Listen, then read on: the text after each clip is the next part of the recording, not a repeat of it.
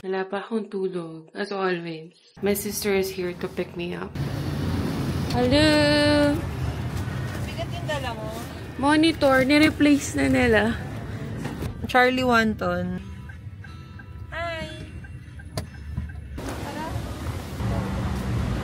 Baka kailangan magpalis.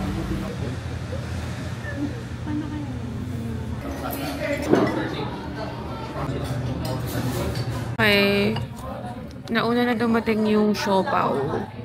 Tsaka yung siomai. And then, ayun, order sila ng Beef wonton. yun daw yung the best. Yes, best seller. Ano yung lapu-lapu? Wow. Oh, laki. Medyo masikip siya. And then, medyo matagal yung Waiting time. I-taste test mo na. Moment of truth. This is the sauce for siopaw. If you want. Masarap yung ano nito, beef wonton. Sabaw.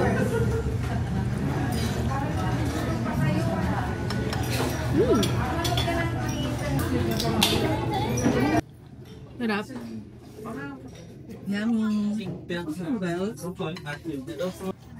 Ganito kalaki yung siomai. Ganyan. So, malaki siya. Anong malap-lap? Parang pwede pa natin sa dinner. No? Malaki. Parang dinner na natin yan. Malaki na lang. So far, yung nagugustuhan ko is yung beef wonton.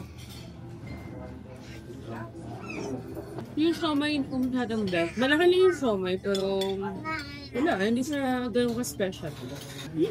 Masarap yung lapu-lapu. Intausi. Intausi. Lapu-lapu, intausi.